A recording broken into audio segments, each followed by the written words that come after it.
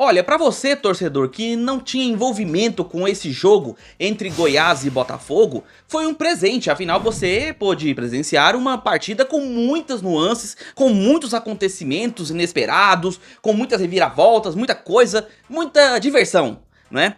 Para o torcedor do Botafogo, um jogo memorável, vencido ao estilo Alan Al, que vai colocando o Pantera fora do Z4 e já, né, tentando se afastar dessa zona complicada.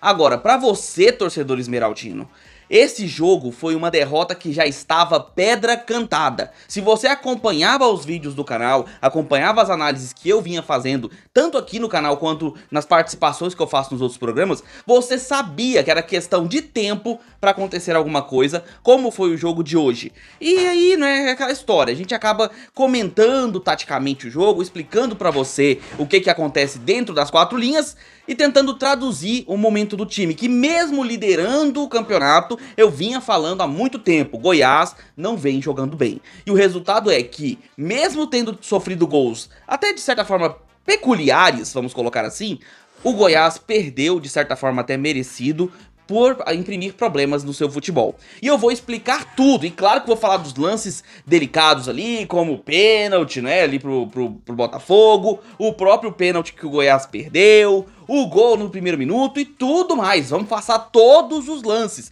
desse jogão que a gente teve nesta noite de sábado. Vamos falar tudinho depois da vinheta.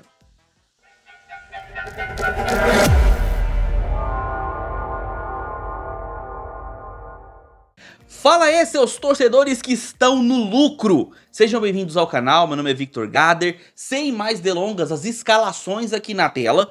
E olha, o Botafogo de Ribeirão Preto vem fazendo uma temporada de futebol goiano, né? Foi uma derrota para o Atlético Goianiense, uma vitória em casa diante do Vila e agora veio para jogar em Goiânia, novamente agora enfrentando o líder da competição, o Goiás. E treinado pelo Alan Al, o Botafogo veio a campo com o Vitor Souza, o goleiro, veio com uma zaga formada pelo Edson e o Carlos Eduardo, e nas laterais o Jefferson e o Jean Vitor. Aliás, perdão, o Jefferson e o Gabriel Rizzo. O Jean Vitor entrou no segundo tempo. No meio, ele trouxe uma trinca com 3 volantes, basicamente, né, que seria o Gabriel, o Wesley Dias e o Marquinhos, que eu sei, o Marquinhos é meia, só que na escalação e na formação dentro de campo, ele quase estava como um volante. Na frente, uma trinca também, formada pelo Jefferson Nem, jogador de velocidade, o Jonathan Cafu e o Carrillo, né, Carrillo ou Carrilho, como você preferir dizer. Veio para Goiânia jogar contra o líder Goiás, que mesmo tendo vindo de resultados interessantes, como por exemplo algumas vitórias, alguns empates e tal, há muito tempo vem sendo dito que o Goiás não vem executando um bom futebol. Ganha, mas não convence. Tudo bem, para o torcedor o importante são os pontos, é a vitória. Só que dentro das quatro linhas a gente entende que existem algumas coisas que precisam ser analisadas, porque dependendo do que acontece em campo, você não é surpreendido. Veja só, dados os improvisos que o Mancini vem fazendo nos últimos jogos, incluindo, né, aquele improviso diante do Vila, onde ele entrou com o Lucas Ribeiro como primeiro volante, nesse jogo ele veio com um ataque formado num 4-4-2. Sim, ele veio no 4-4-2 como muitos previram, com 2 volantes e 2 meias de armação. Sim, o Wellington Rato estava jogando como meia de armação. E aí ele entrou com o Marcão e o Juninho como os volantes, o Rafael Gava e o Wellington Rato como armações, jogadores de armação. Na frente, o Moraes como jogador ofensivo e o Anselmo Ramon. E aí você pode olhar a escalação do Goiás, olhar, né, na listagem lá dentro que vai a campo, e você pode falar que o Wellington Rato estava jogando como ofensivo, como um atacante. No papel pode até ser, mas no campo não foi isso que se viu. No primeiro minuto de jogo, você entende a necessidade do centroavante. Você entende por que a falta do Anselmo Ramon é crucial para o futebol bom ou ruim do Goiás. O Anselmo Ramon é imprescindível no time do Mancini. No primeiríssimo minuto é lançada uma bola na área do Botafogo e o Anselmo Ramon segura a marcação, fazendo aquela famosa parede do centroavante, o 9, que segura a marcação nas costas, para a finalização do Wellington Rato, um chute forte, rasteiro, sem chances pro Vitor, gol do Goiás com 1 minuto de jogo. O Goiás saía na frente do Pantera 1-0. E aí assim, melhor começo que esse, impossível pro torcedor esmeraldino. Só que aí começam os erros do Mancini. Mas eu não queria falar erro do Mancini, porque, na minha opinião, e aí é uma questão bem particular, você tem todo o direito de discordar, o maior problema não é o técnico, tá? Mas o posicionamento escolhido pelos jogadores depois de entrar em campo. E olha, eu sei que muito disso passa por treino, e aí sim a responsabilidade é do treinador. Só que dentro de campo, a impressão que dá é que muitas vezes os jogadores estão optando por ter certos posicionamentos que não são esperados pelo esquema formado pelo Mancini. Veja o que eu tô falando. Depois do gol do Goiás em cima do Botafogo, o Esmeraldino seguiu pressionando e seguiu avançando suas linhas, pressionando lá no campo ofensivo, e a linha de defesa, formada por dois jogadores pesados, como já se esperava, o Tite e o Messias, subiam quase até a linha de meio de campo. Assim, com todo respeito aos jogadores, ao técnico e tal, mas isso é um erro passível de palavrões. Porque, cara, não faz sentido você estar ganhando o jogo e você oferecer campo para os jogadores de velocidade adversário. O Botafogo veio com o Jefferson Nem no campo, como ponta esquerda, e é um jogador de velocidade. Se ele tiver campo para correr, ele vai se dar bem.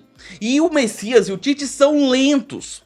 O que acontece é que o Goiás avança tanto as suas linhas que deixa quase o campo defensivo inteiro para jogadores adversários correrem. E foi assim que o Botafogo chegou ao seu gol de empate, numa bola lançada do meio de campo, um belíssimo lançamento que foi dado nas costas da defesa, principalmente do lateral, né, nas costas do Caito. E aí na correria o Jefferson nem consegue chegar dentro da área muito antes da zaga lenta do Tite e do Messias e consegue cruzar para a finalização do Carrillo, fazendo o gol de empate do Botafogo 1-1. E esse gol escancarou esses problemas que acontecem no Goiás. Um time que tem um bom elenco e veio bem escalado, mas se posiciona mal. Entende o que eu tô dizendo? A escalação não é o problema é o posicionamento em campo. Observe o Wellington Rato. O Wellington Rato, por exemplo, como eu falei pra vocês, no papel veio como ofensivo. Mas durante o jogo, em muitos momentos, não foram poucos, ele estava antes do Rafael Gava. Ele estava quase como primeiro volante em saída de bola, porque o Goiás não tem um posicionamento tático definido, bem estruturado. Juninho e Gava estavam sumidos do jogo. Participavam pouco, se omitiam da partida, se escondiam na defesa, não participavam da evolução ofensiva. E na parte defensiva também não cooperavam muito. O Gava tudo bem, eu nem espero nada dele, mas o Juninho sim. É um jogador que precisa combater mais. E eu senti falta daquele combate na primeira linha de defesa. Outro posicionamento incorreto, já falei de 3 jogadores. Gava, Juninho e o Wellington Rato. O outro posicionamento é do Moraes, que estava jogando como um segundo atacante nesse posicionamento, só que na escalação ele tá como um ponta esquerda. Então ele deveria ficar mais apoiado no Lepo. E quando ele se apoiou no Lepo, o Goiás conseguiu criar boas jogadas. Agora, quando ele avança para dentro da área como um segundo atacante, ele rouba o posicionamento de outros jogadores, como o Anselmo Ramon, que às vezes tinha que cair até pra ponta para poder receber a bola, visto que o Moraes estava dentro da área, quase como um meio atacante. Às vezes o Wellington Rato se omite do posicionamento de meio de campo, porque não tem espaço para ele tem que voltar no meio da zaga ou no meio dos volantes. Então assim, o posicionamento do Goiás é incorreto com a escalação que o Mancini organiza. E aí você pode falar pra mim que esse problema é treino, é culpa do Mancini, mas olha, eu acho que passa por todo mundo. Pode ser que o treino não esteja adequado, que eles não estejam se posicionando bem, que a organização do Mancini no treinamento não seja adequada, mas também eu vejo escolhas incorretas durante o jogo. Sabe? Escolhas que atrapalham o desenvolvimento do time. E o Botafogo cresceu no primeiro tempo, depois do seu gol. Teve várias chegadas, principalmente pelo lado esquerdo, usando as costas do Caito. E assim, um time que não estava levando grande perigo, mas conseguia ter a posse de bola. O Goiás também teve, em bons momentos, a posse de bola. Mas os dois times tinham pouca criação. O Goiás, por conta da ausência de seus meias, não conseguia criar grandes jogadas. Quem aparecia para jogar era o Moraes. Mesmo que o posicionamento não estivesse adequado, era aquele jogador que corria atrás do jogo, buscava o jogo. E o próprio Anselmo Ramon também. Muito participativo, muito movimentado no campo ofensivo. Dois jogadores que participavam bastante. O William Lepo também buscava bastante o jogo ali. Já do lado do Botafogo, o Carrillo e principalmente o Jefferson Nem conseguiam gerar uma certa fumaça, mas não levavam grande perigo ao gol do Tadeu. E o primeiro tempo caminhou assim, inclusive tivemos, né, algumas situações curiosas, como um momento em que o Anselmo Ramon sofre uma falta, fica sentindo no campo, o jogo não é interrompido pelo juiz, que deixa o jogo seguir, e aí por conta dessa não paralisação, os jogadores do Goiás se irritam e o Diego Caito faz uma falta duríssima, que eu não me surpreenderia se o juiz tivesse puxado o vermelho. Por sorte da torcida do Goiás e do próprio Diego Caito, ele sofreu um cartão amarelo e ficou até barato, porque a chegada foi na altura da coxa, a pancada, sabe? Não foi uma dividida de bola, foi uma agressão. Sabe, uma tentativa ali de pegar na coxa mesmo, justamente pelo nervosismo causado pelo árbitro. O árbitro gerou a situação, mas nada de muito grave, seguiu-se o jogo, teve essa discussão, mas tudo certo, terminou o primeiro tempo 1-1. Segundo tempo veio, o Goiás veio com a mesma escalação, no caso do Botafogo teve uma substituição logo na saída, se não me engano foi a entrada do Jean Vitor, mas posso estar enganado, tá? No lugar do Gabriel Rizzo, e cara, fomos para o segundo tempo, com o Botafogo sendo um pouco mais, digamos, atrevido. Conseguindo chegar mais ao campo ofensivo, conseguindo criar um pouco mais, não muito perigoso, mas conseguia ter um pouco mais da posse também. E pelo lado do Goiás, as jogadas começaram a ser criadas mais pelo lado direito, utilizando bastante o Diego Caito. Tivemos uma substituição, que com certeza pegou muito torcedor ali de surpresa, que foi a entrada do Wellington Matheus, e ele tirou um jogador que, olha, eu não esperava, ele tirou o Rafael Gava, que era o meia. Tudo bem, o Rafael Gava tinha que sair, não estava fazendo um bom jogo e estava sumido na partida, muito omisso. Mas eu não esperava que fosse essa substituição. Esperava, por exemplo, a saída do Moraes ou do Rato, mas ele tirou o Rafael Gava. E aí, o Wellington Matheus, mesmo com todos os seus erros, e olha, é um jogador que erra muito, erra passe, erra drible, erra a escolha da jogada, ele consegue ir à linha de fundo numa jogada individual e sofre a falta dentro da área, pênalti pro Goiás. E eu vou enfatizar, a falta dentro da área. E aí foi feito a marcação do pênalti pelo juiz, inquestionável, uma falta claríssima, pênalti para o Goiás. E aí, vamos lá, né? A gente tem aí várias questões. Primeiro, cobrador de pênalti do Goiás era o Tadeu até um dia desse pra trás. Agora, disseram que o cobrador oficial é o Wellington Rato e na sequência o Anselmo Ramon. O Wellington Rato entregou a bola para o Anselmo Ramon cobrar. E tudo certo. Só que todo mundo tava culpando o Tadeu pelas perdas de pênalti. Que o Goiás tava perdendo alguns pênaltis aqui e o Tadeu cobrava. Vai o Anselmo Ramon pra cobrança, desloca o goleiro, mas a bola vai na trave do lado esquerdo e o Goiás perde a chance mais clara que ele teve de ampliar o placar para 2-1. E olha que ironia, logo depois, poucos minutos depois, jogada enfiada pela direita na jogada do Botafogo, o Marcão perde ali na corrida, né, fica para trás, só que ele faz a marcação e ele faz a falta em cima do jogador do Botafogo, falta que ocorre fora da área, vou enfatizar, a falta foi fora da área. Ele caminha, inclusive, continuando o processo de falta, que seria segurar o jogador adversário. Ele segura o jogador até o jogador entrar na área. Quando o jogador do Botafogo entra na área, aí ele cai. Aí ele se deixa cair. O juiz marca o pênalti. E aí todo mundo que viu a falta, todo mundo que viu o lance, esperava que o VAR fosse chamar o juiz para analisar o fato de que a falta tinha iniciado antes de entrar à área, porque foi muito evidente, foi muito claro que a falta tinha sido realizada antes de entrar na área, ficou muito escancarado isso. Só que o juiz, primeiro, não é chamado pelo VAR e ele nem se questiona. O pênalti foi marcado e foi validado pelo juiz. E olha, com todo respeito, eu não quero parecer tá defendendo aqui o time goiano, nem nada, vocês sabem muito bem que eu busco sempre a imparcialidade. Mas não dá pra dizer que esse pênalti foi correto. A marcação tem que ser feita no ponto onde é realizada a falta. A falta foi fora da área. Então a falta deveria ser marcada fora da área. E o VAR deveria ter chamado. Foi um erro tanto do juiz ter marcado o pênalti, quanto do VAR, e talvez principalmente do VAR, por ter as ferramentas pra visualizar direito o lance, e não fez isso. Com o resultado, o pênalti foi marcado, e aí o Carrillo vai pra bola, se não me engano é o Carrillo ou o Marquinhos, posso estar enganado. O jogador do Botafogo vai na bola, cobra, desloca o Tadeu, e dessa vez sem trave, gol do Botafogo, 2-2, aliás, perdão, 2-1, o Botafogo virava o jogo. Não que ele tivesse criado muitas chances, mas era a estratégia do Alan Al, jogar por uma bola, jogar pelos erros adversários. E ele estava se aproveitando disso, e jogou também, óbvio, aproveitando do erro do juiz. Mas isso aí já não é culpa do Botafogo, isso aí é um problema da nossa arbitragem brasileira, que é horrorosa, né? E aí beleza, 2-1, Goiás se lança ao ataque, já 30 do segundo tempo, se lança de toda a forma que pode, chuveirinho, assim, à torta e à direito. Goiás zero criação, zero organização, zero tabela, zero nada. O Goiás só cruzamento e chuveirinho. E quando você vai forçando esse tipo de jogada, o adversário que às vezes tem dificuldades defensivas, que é o caso do Botafogo inclusive, ele vai em algum momento causar algum erro, ter alguma dificuldade, e foi dito e feito. Um dos cruzamentos que veio do lado direito conseguiu achar a cabeçada do Anselmo Ramon, que se redimia da perda do pênalti e empatava o jogo em 2-2. E era claro, o Goiás empatou em 2-2, a torcida se inflama, todo mundo vai pra cima do adversário, todo mundo se empolga, o time vai buscar o gol da virada e da vitória. Só que aí veio o baldaço de água fria.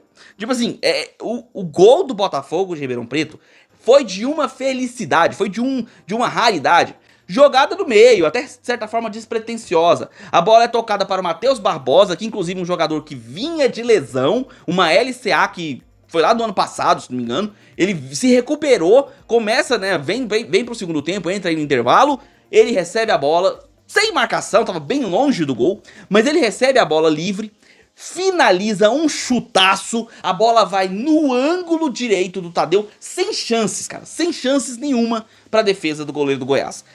3-2, um castigo para a desorganização do time esmeraldino. Uma desorganização que não é nesse jogo que a gente vê. É uma desorganização que já vem de várias partidas e que ocasionou vários resultados ruins, como por exemplo a derrota no clássico passado, como por exemplo a vitória magra diante do América. E eu falei naquele vídeo, o Goiás não fez um bom jogo, venceu, mas não convence, porque mostra deficiências defensivas, mostra deficiências ofensivas.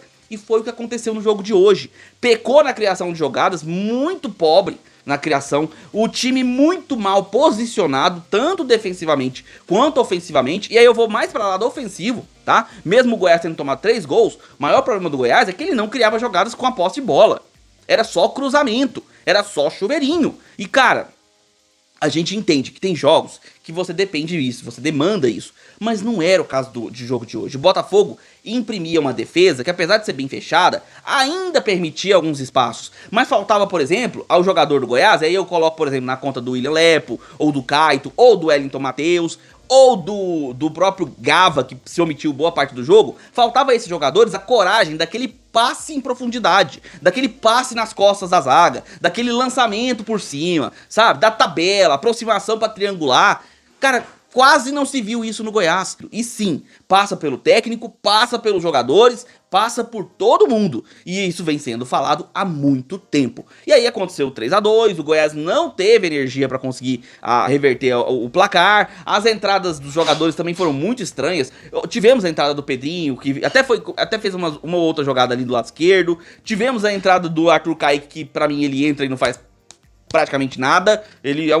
Pra mim ele é um zero à esquerda dentro do campo, não ajuda, não atrapalha, até atrapalha, né, porque é um jogador a menos em campo, então assim, problemático, até mesmo a mudança no banco de reservas, e claro, a mudança típica que ele tirou o Tite, colocou o Lucas Ribeiro, e avançou, né, o Lucas Ribeiro como um volante para tentar impor pressão lá no campo ofensivo.